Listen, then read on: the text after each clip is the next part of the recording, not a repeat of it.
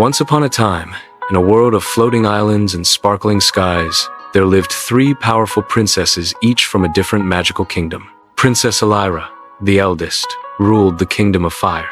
She was brave, sharp, and known for her fierce beauty. Princess Nyla, the middle sister, came from the kingdom of water. She was gentle, kind, and had the power to heal. Princess Saphira, the youngest, belonged to the kingdom of wind. She was wild, free-spirited, and could talk to birds and ride the winds. Despite being sisters, they lived in separate realms due to an ancient curse that forced the elemental kingdoms to remain apart, only meeting once every 10 years during the eclipse festival. Far across the sea, in the kingdom of Earth, lived Prince Kael, a noble, intelligent, and humble young prince. His kingdom had no magic, but Kael had a heart pure enough to see magic even where others could not. He had heard legends of the three elemental princesses and longed for an adventure that would take him to their world. The prophecy. One day, while walking in the royal library, Prince Kael discovered a hidden scroll. It spoke of a prophecy. The one who unites fire, water, and wind shall awaken the sleeping hearts within. When one heart truly loves and three truly fall, peace shall return, or kingdom shall fall. Kael didn't fully understand it, but he felt drawn to it. Soon, a magical storm struck his kingdom, tearing open a portal between worlds.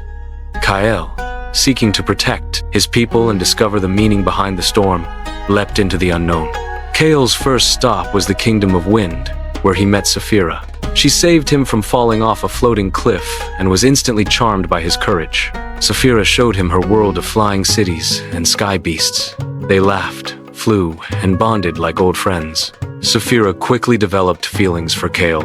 Next, Kael reached the kingdom of water.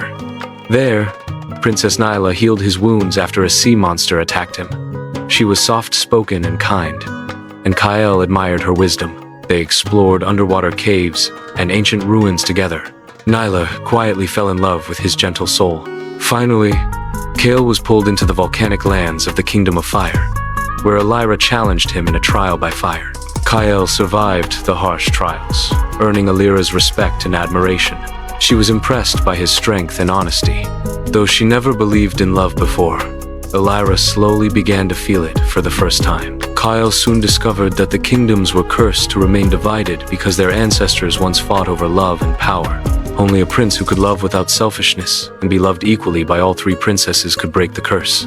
But there was a catch.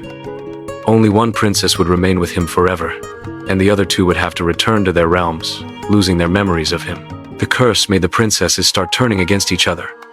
Jealousy brewed.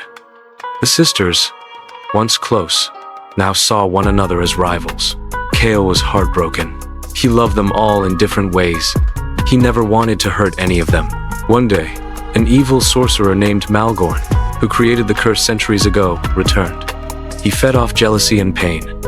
He tricked Saphira into believing Kael loved Nyla more. He whispered lies to Elira that Kael had betrayed them. Under Malgorn's influence, the sisters began to fight not with swords, but with storms, fire, and floods. Kael, injured and helpless, cried out to them, "You were never rivals. You are each a part of the world, just as I am. My heart is big enough to care for you all, not as prizes, but as people." Moved by his words, the princesses saw the truth. They turned on Malgorn and, together, used their elemental powers to defeat him. But with his last breath, Malgorn activated the final part of the curse. One of them had to vanish forever, to seal the worlds together and bring peace. Kael fell to his knees, refusing to choose.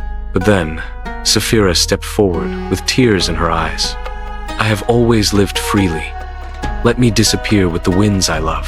She kissed Kael, whispered something only he could hear, and vanished like a breeze. The curse broke. The lands united. Water flowed again. Fire warmed instead of burned. Winds carried messages of peace. Kael returned to the Earth Kingdom with Elira and Nyla, both forever changed by love and sacrifice. They ruled together as guardians of the United Realms.